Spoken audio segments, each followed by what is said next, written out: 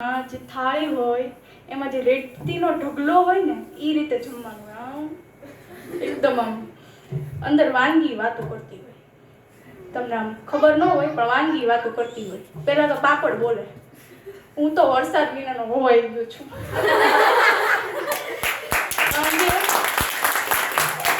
કારણ કે એક અડધી કલાકથી મારી ઉપર સલાડનું આવરણ છે. પછી ધીરે ધીરે પંજાબી સબ્જી બોલે, હું છું ચટાકેદાર, પણ પછી એમાં રસગુલ્લાનું ઓલું ચાસણી આવી જાય, હું ગળો થઈ જાઉં તો મારો વાક નીકળી.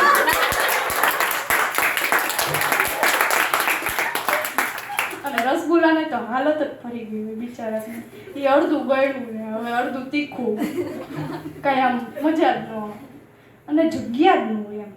પછી રોટલીનું તો તમે પૂછો જ નહીં, વાત જ નહીં પૂછવાની રોટલીની. અડધી બિચારી ગવામાં લટકતી હોય અને વાટકામાંથી દાળ ઉછળી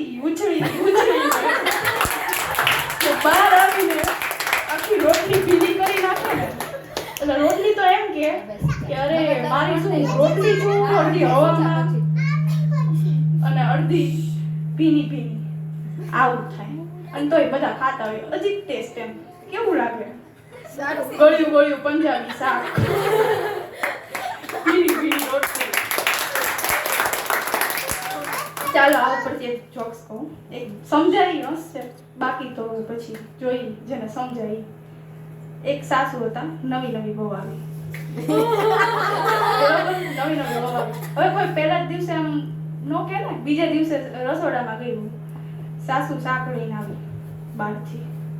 પછી શાકમાં કોથમરી હતી, તો એ બિચારી આપણે નોર્મલી ધોતા હોય એ રીતે ધોતી હતી. આમ એ કે બેટા એમ નહીં, એક કોથમરી લેવાની અને ધોવાની, એક કોથમરી લેવાની ધોવાની. એક વાંધો નહીં સાસુ. બીજે દિવસે પાછા સાસુ ચોળી લઈને આવ્યા, તો પાછી બહુ એમ ધોતી હતી, ધોતા હોય નોર્મલી રીતે. અને પાછી એને કે એક ચોળી લેવાની અને ધોવાની, લેવાની અને ધોવાની. ત્રીજે દિવસે બહુ ન આવી, 12 વાગ્યા લગી નીચે જમવાનો સમય થઈ ગયો હતો, હજી બહુ નથી આવી.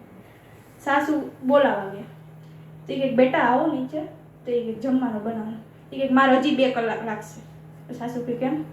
લે હું માથું ધોઉં છું. કેમ? એક વાર ધોવાનું, બરોબર છે ને? સાસુ ત્રીજે દિવસ ચોથે દિવસ સાસુ બોલતી જ બંધ થઈ. આવો ધોઈ નાખો.